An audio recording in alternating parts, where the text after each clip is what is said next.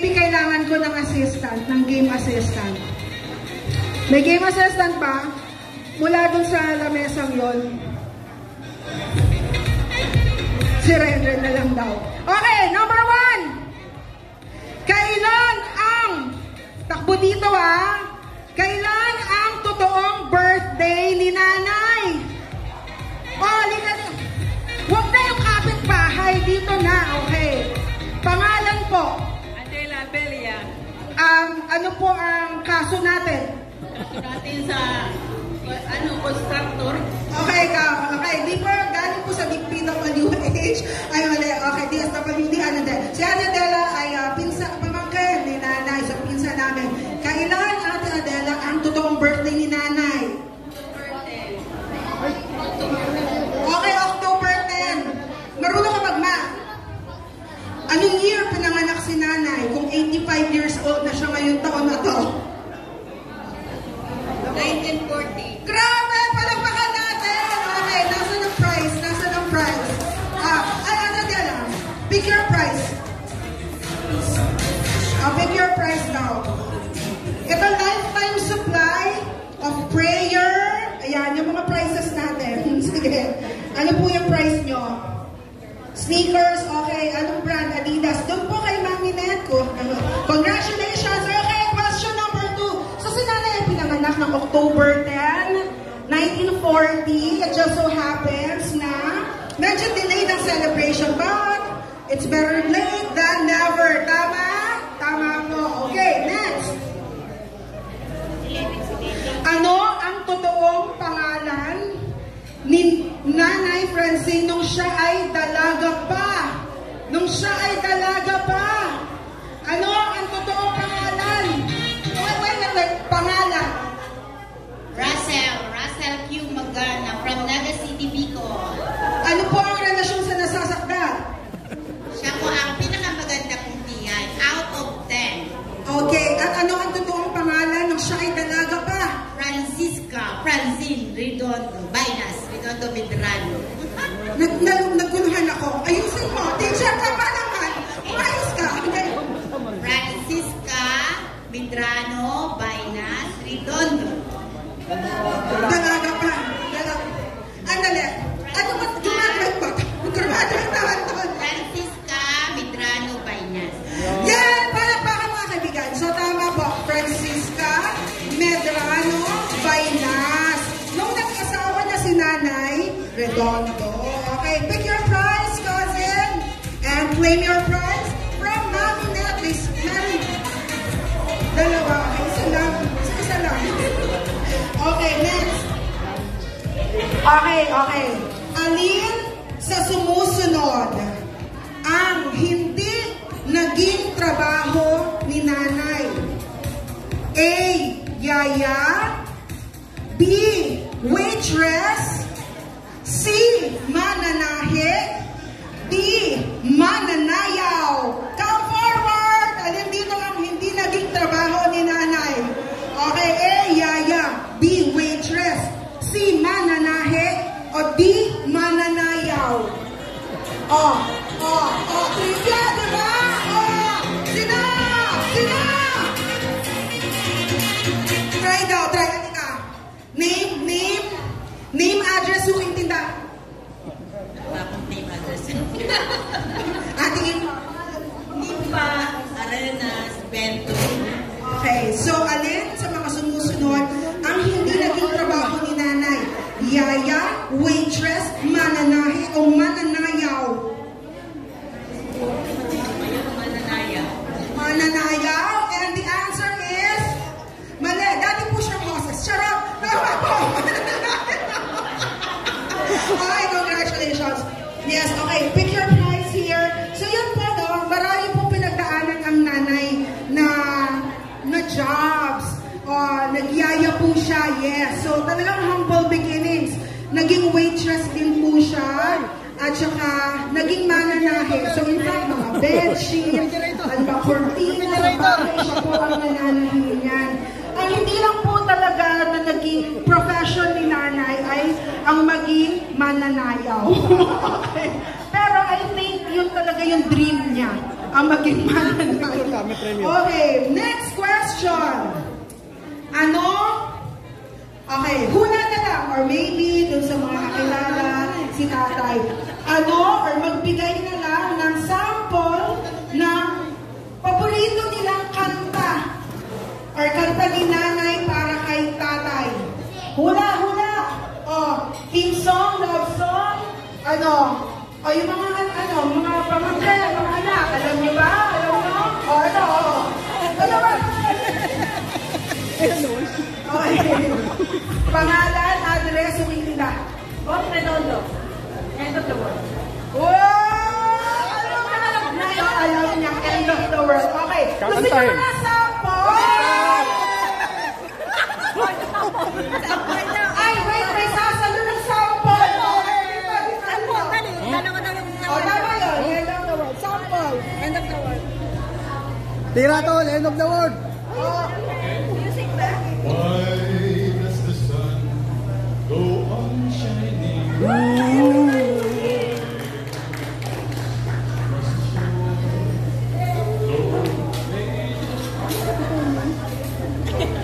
Palakpakan natin. Tinuloy mo ganda eh. Okay. At eto nakakatawa. May tanong ako pero hindi ko alam yung sagot. Baka alam ng kuya ko. Ilang taon noong kinasal si nanay sa una niyang boyfriend? Ay, mali. Kay tatay pala. Ilang taon si nanay? Dali, kailangan ko ng coaching.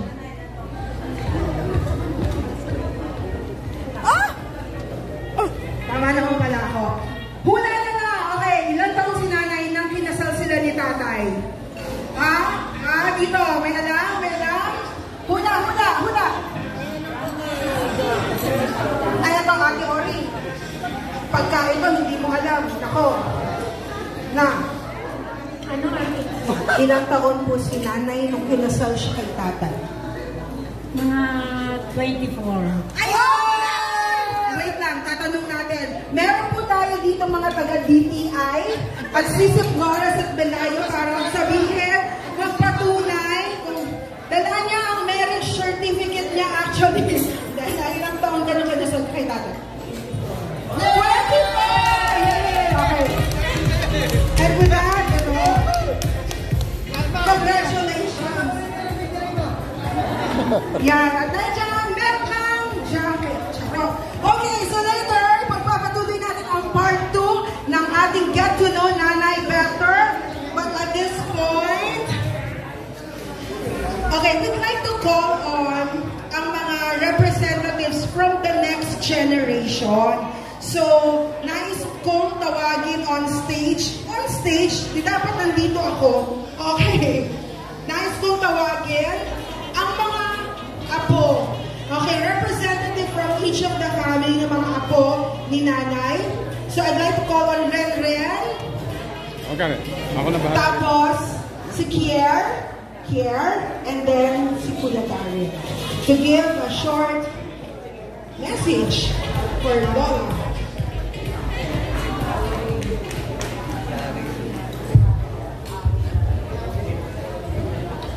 Ayun na, happy birthday sa inyo. So, ang message ko, we're praying for more birthdays to come, good health, especially dito. Tapos, more bonding. So, lately, medyo nag-visit tayo kasi ganyan na, as you advise, ito na kami. Kayo, sisipag kami. Katulad ng advice niyo sa amin, and rest assured na lahat ng wisdom na sinasabi or na-advise niyo sa amin, pinakikinggan namin. Ayun lang, thank you Lord. Thank you Lord. Love you. Thank you, Ren. So, si Ren po ay pangalawa sa anak ng panganay. O, gets natin yon, pangalawa sa anak ng panganay. Okay, basta ganon. Later on, we'll get to introduce then the family of Kuya Opet to everyone. Alright? So, next naman natin, si Kuya Daryl. Si Kuya Daryl is the eldest daughter. Figure it out, basta the eldest daughter ni Ate Grace. Go, Daryl. Hello po, Lola. Happy birthday. Again, tulad ng sabi ng iba, sana magkaroon pa po tayo mas matagal na pagsasama, mas maraming birthday.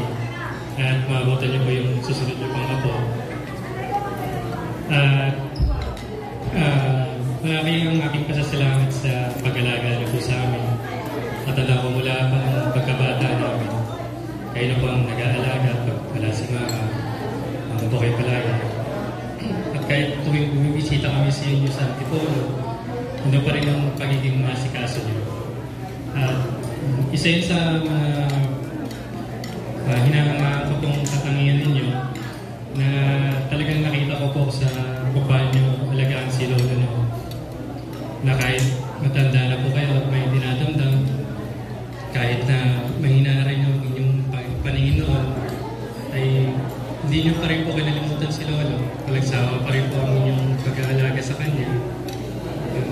Nung ko po nakita ang kasal ng isang mabuting asawa, isang mabuting partner na nais ko rin pong tularan. And maraming salamat sa lahat po ng payo at gabay na binigay niyo po sa amin. Happy birthday po ulit, Lola. Mahal ko namin kayo. Thank you. Ayan, and representative naman po mula sa pamilya ni Kuya Joe, si Christian. Christian.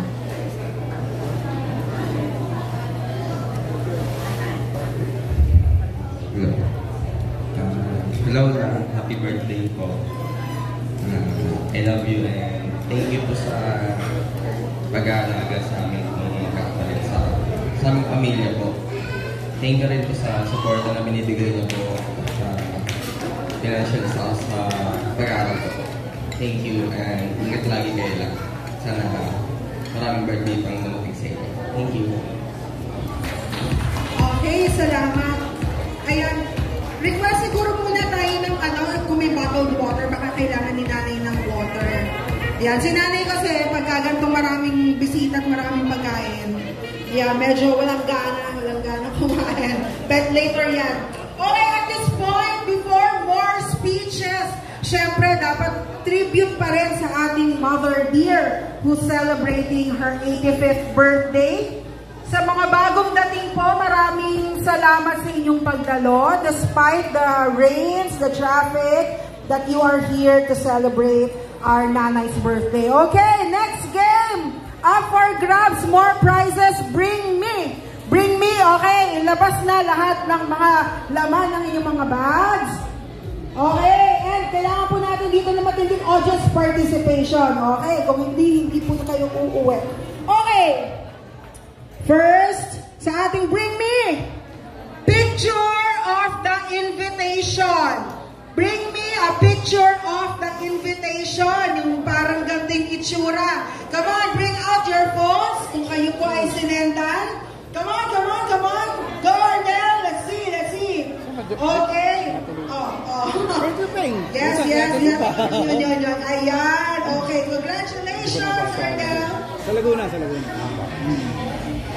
Hi! I'm Tarik Arnel.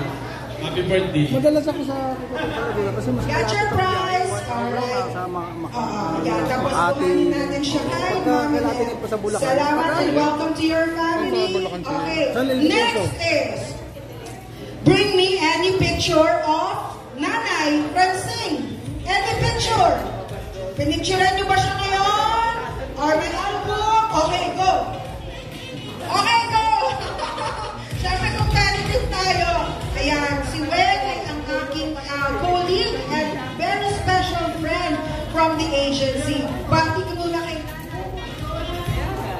Hello po, good afternoon po, Nanay. Happy 85th birthday po.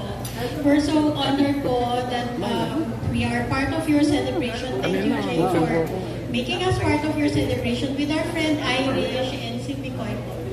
Thank you so much po and I wish you good health and more blessings po.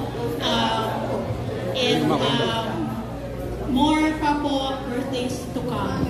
Thank you po. Thank you, Jay. Okay, kay Mami Nel, claim your prize.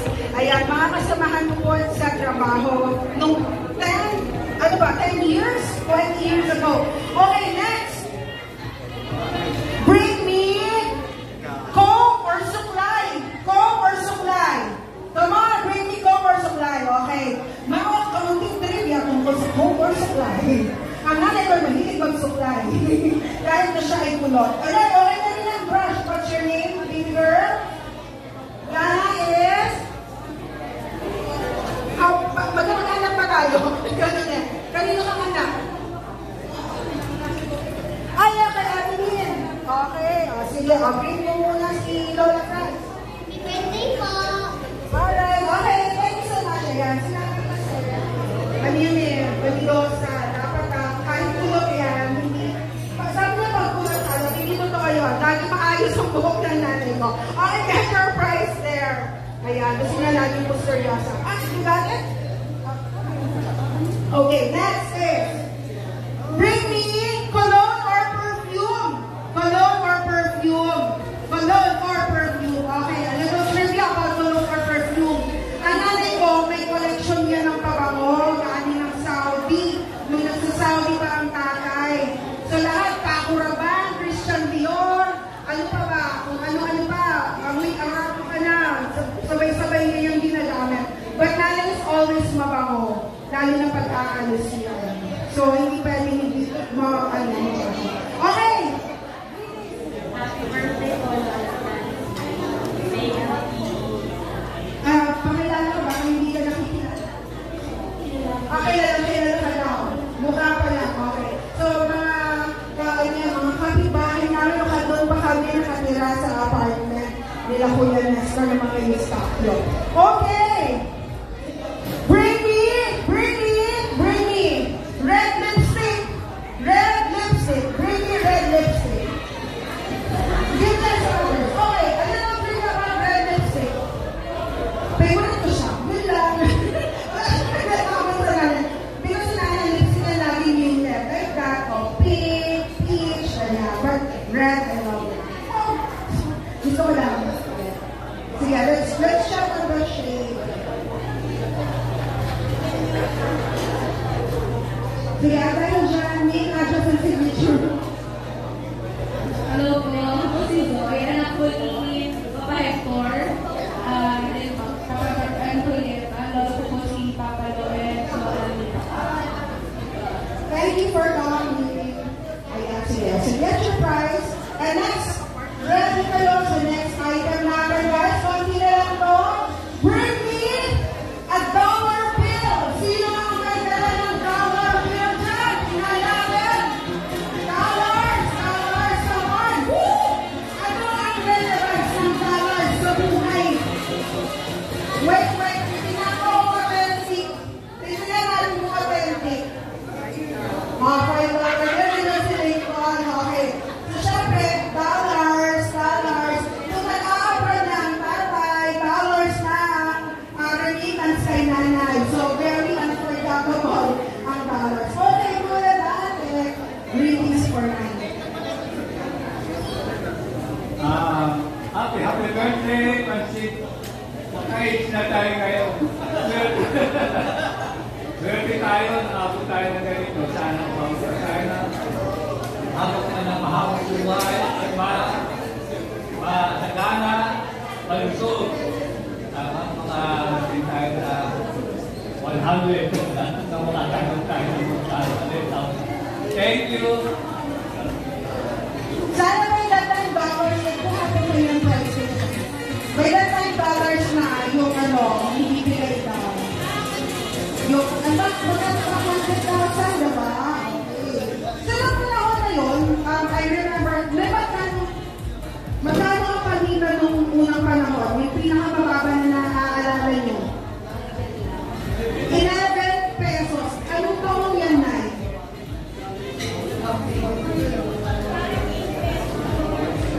Okay, nung panahon na ako'y pinanganak na 1976, 11 pesos is to $1.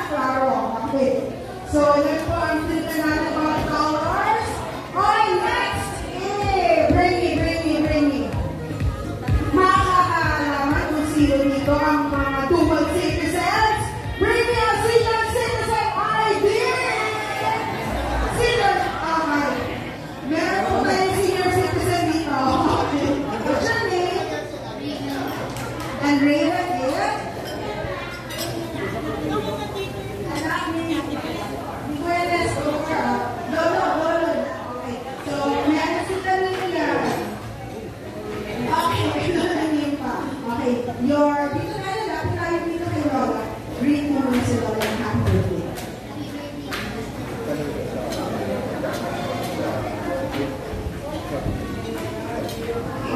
sige. Alright, iwa items to go.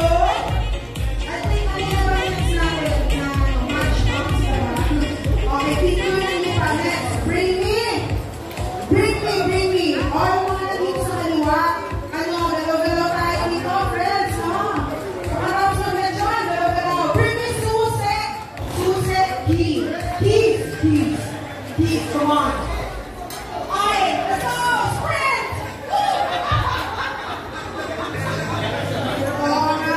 Sige, tingnan natin. Keith and Keith is for